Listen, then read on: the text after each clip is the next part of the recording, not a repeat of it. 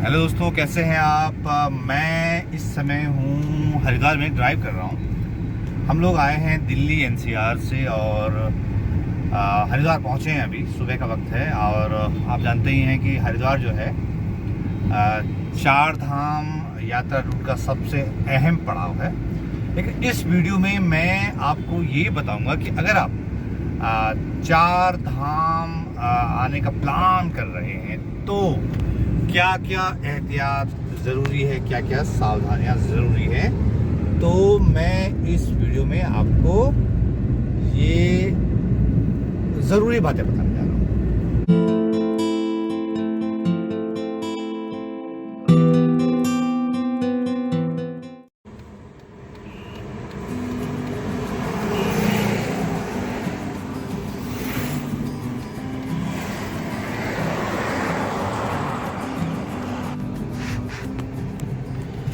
दोस्तों, दिल्ली और हरिद्वार के बीच चार टोल प्लाजा आते हैं। पहला आता है जब आप दिल्ली से मेरठ जो एक्सप्रेस वे नया जो बना है उस पर आते हैं, वहाँ पे टोल शुरू हुआ है। वो मेरठ बाईपास पर ख़त्म होता है वो हाईवे एक्सप्रेस वे। उसके बाद आप जब मेरठ से एंटर करते हैं मुजफ्फरनगर की तरफ, दूसरा टोल प्लाजा वहाँ पे आता है। तीसरा जो टोल प्लाजा है वो आता है मुजफ्फरनगर के पास। और चौथा टोल प्लाजा है हरिद्वार के पास। हरिद्वार यहाँ से बहुत करीब है, तो ये चौथा टोल प्लाजा है दिल्ली से हरिद्वार के रास्ते।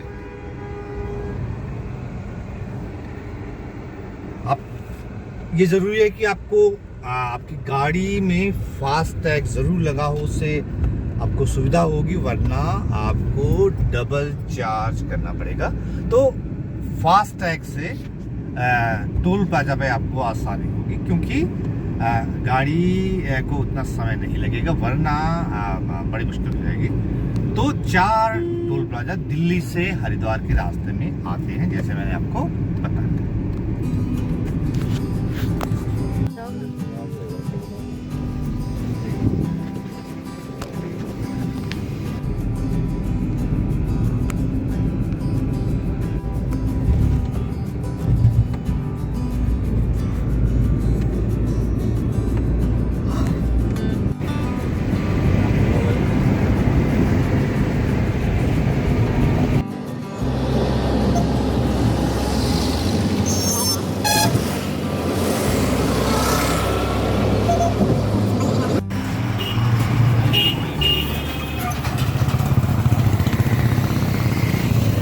इस तरह हम दिल्ली एनसीआर से करीब 3 घंटे में ही सुबह सुबह हरिद्वार पहुंच गए।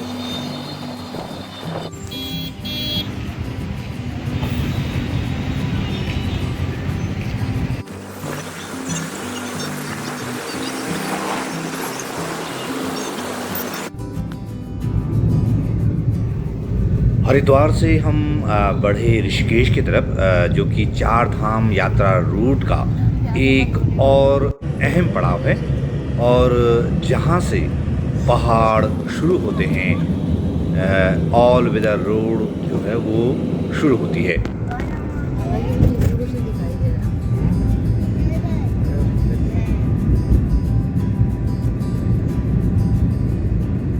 तो चारधाम रूट पर हरिद्वार से आगे बढ़ते हुए मैं पहुंचा हूं ऋषिकेश। मेरे पीछे आप देख रहे हैं योग नगरी ऋषिकेश। ऋषिकेश की ख्याति योग नगरी के तौर पे तो है, लेकिन ये योग नगरी ऋषिकेश रेलवे स्टेशन का नाम है। रेलवे स्टेशन जो पहाड़ों के लिए ट्रेन का जो ट्रैक बिछ रहा है उसका ये पहला स्टेशन है। ये ट्रेन जो है वो ऋषिकेश से कर्णप्रयाग के बीच जो है वो ट्रैक बिछाया जा रहा है। पहाड़ों में पहली बार रेल चलेगी, उत्तराखंड के पहाड़ों में।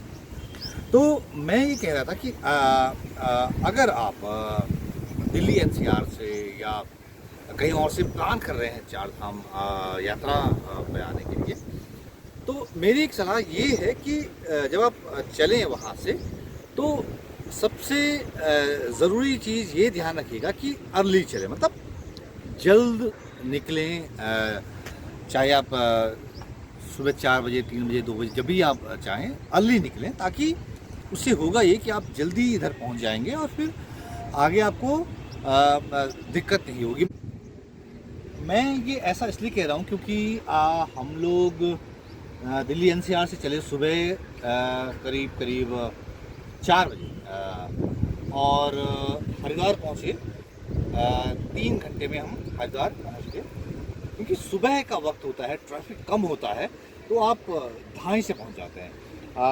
करीब कहीं पे 80 किलोमीटर की रफ्तार थी, कहीं पे 100 किलोमीटर रफ्तार थी, कहीं पे 120 भी हुई, कहीं पे 60 भी हुई। तो कुल मिला के करीब करीब 3 घंटे लगे हमें दिल्ली एनसीआर से हरिद्वार पहुँचने। इधर आए ये वाला वहाँ पे करें तो जहाँ पे रेलवे स्टेशन है। हाँ मैं वही तो कह रही हूँ। उसके बाद अगर आप लेट करते हैं चलने में दिल्ली एनसीआर से या वहाँ से निकलने में लेट करते हैं इधर पहुँचने के लिए, तो उससे होगा ये कि आपको फिर जाम मिल जाएगा, क्योंकि बाद में ट्रैफिक बढ़ जाता है और आजकल यात्रा सीज़न है तो ट्रैफिक बढ़ जाता है। तो पहली मेरी सलाह ये है कि आप जब भी निकलें चार धाम रूट के लिए, हरिद्वार, ऋषिकेश या आगे गंगोत्री, यमुनोत्री, बद्रीनाथ, केदारनाथ जाने के लिए, तो आप अर्ली निकले। दिल्ली से अगर आप जल्दी निकलते हैं 2:30-3 बजे, तो आपका जो रास्ता है वो आगे सुगम होगा, आपकी जो यात्रा है वो आगे सुगम होगी, जाम आपको कम मिलेगा।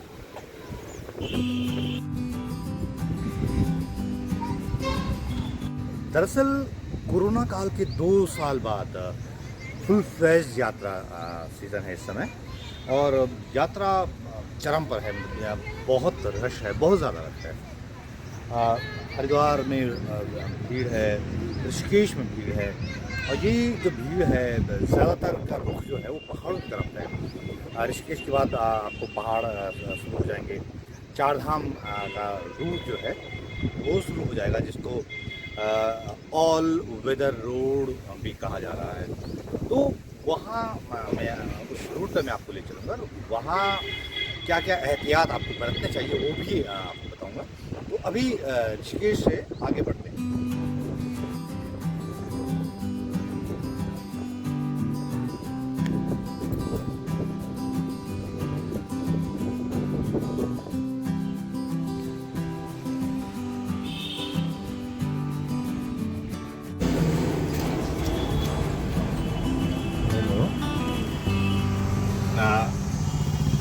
ऋषिकेश में एक और ज़रूरी बात है जिसे ख्याल रखिएगा। जब आप आएंगे तो दिल्ली एनसीआर से, तो इधर शहर में नहीं घुसना है ऋषिकेश में। अगर आप चार धाम पे आ रहे हैं तो आपको ये बाईपास लेना है, जो ऋषिकेश को बाईपास करता हो जाता है। अगर आप शहर में घुसेंगे या अगर शहर में जाना चाहते हैं, अगर आप ऋषिकेश में रुक रहे हैं और करें तब तो आप जा सकते हैं। लेकिन अगर आप आगे जाना चाहते हैं चार धाम रूट पर, तो शहर की तरफ मत जाइएगा। ये जो रास्ता है ये जाता है बाईपास, ये ऋषिकेश को बाईपास करता हुआ निकलता है। तो इधर शहर है ऋषिकेश शहर, और ये जो है ये बाईपास करता हुआ बद्रीनाथ, केदारनाथ की तरफ निकलता है। ये बाईपास है जो ऋषिकेश को अलग कर देता है।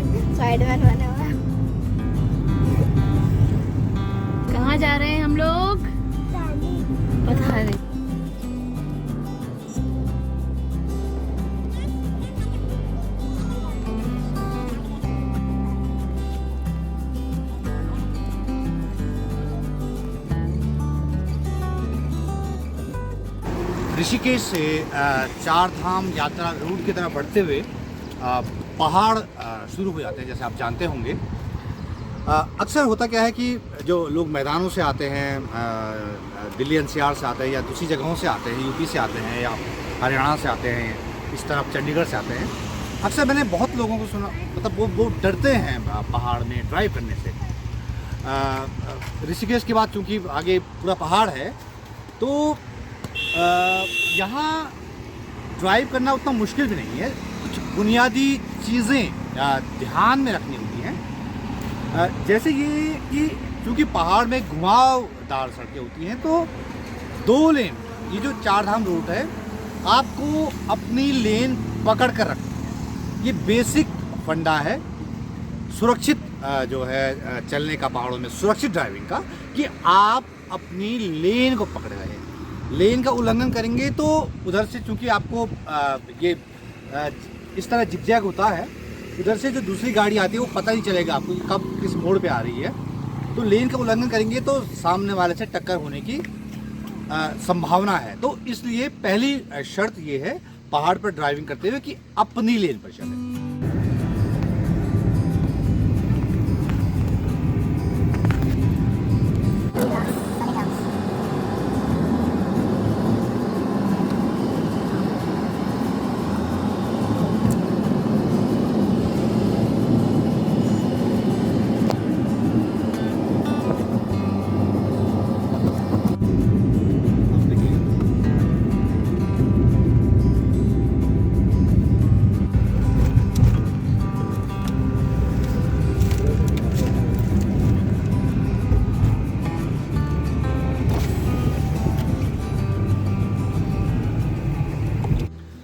दूसरी बात कि जब भी मोड़ों पर गुजरे हॉर्न जरूर दें। चाहे आपको लग रहा है कि इस समय ट्रैफिक नहीं है, तो लेकिन अगर मोड़ है तो आप मोड़ पे हॉर्न जरूर दें। उससे ये होगा कि जो दूसरी तरफ आ रहा है जो गाड़ी लेके, उसको भी अंदाज़ा हो जाएगा कि हाँ कोई उस पहाड़ी से आ रहा है। तो ये पहाड़ में सुरक्षित ड्राइविंग के बेसिक नुस्खे में बता रहा हूँ। ये आप सब लोग जानते होंगे, फिर भी अपने अनुभव से बता रहा हूँ कि अपनी लेन पकड़ के चलना और मोड़ों पर हॉर्न देना, ये बहुत बुनियादी चीज़ें हैं जिनका ध्यान हमें इस चार धाम यात्रा रूट पर ड्राइविंग करते हुए रखना चाहिए।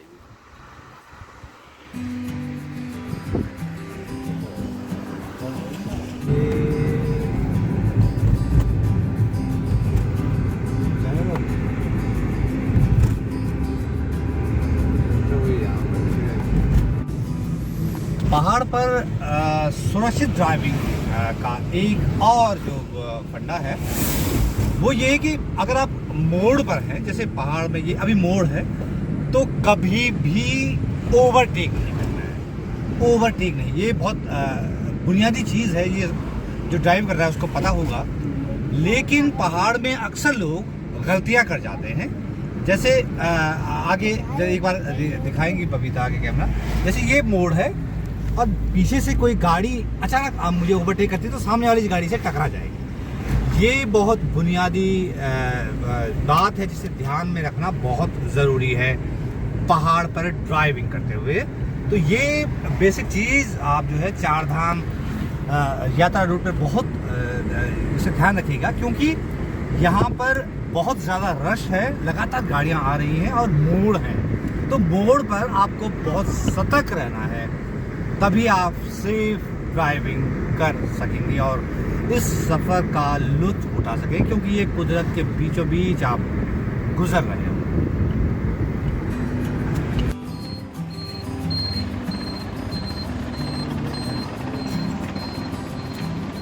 क्या?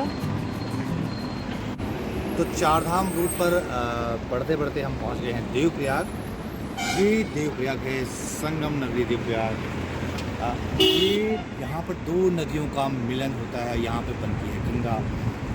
उधर से आ रही है वो अलकनंदा नदी है जो आ रही है बद्रीनाथ से, और इधर से जो आ रही है वो है भागीरथी नदी जो गौमुख ग्लेशियर से आती है। यहाँ पे बहुत साफ शायद आपको नहीं दिखाई देगा, लेकिन दो नदियों का अलग अलग रंग है यहाँ पे, साफ दिखता है।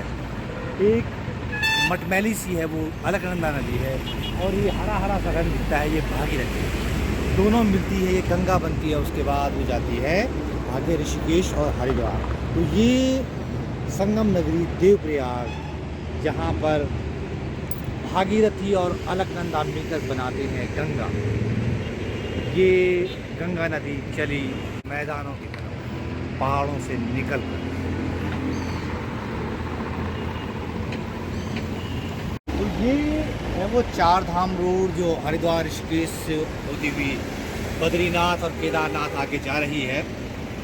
इसी को कहा गया है all weather road. All weather road यानी हर मौसम की रोड। इसका सेंस ये है कि ये हर मौसम में खुली रहेगी, चाहे बरसात हो चाहे बर्फ़ पड़े। इस तरह से इसे बनाया गया है, ऐसा दावा है। तो इस यात्रा रूट पर यात्रा ज़ोरों पर है, बहुत रश है इस समय। अभी हम देवप्रयाग में हैं, ये आगे यात्रा रूट है। इधर हम पौड़ी जाएंगे अपने घर, अपने गांव। तो यहाँ से हमारा रूट अलग तरह निकल जाता है और ये यात्रा का रूट अलग तरह से चले जाता है।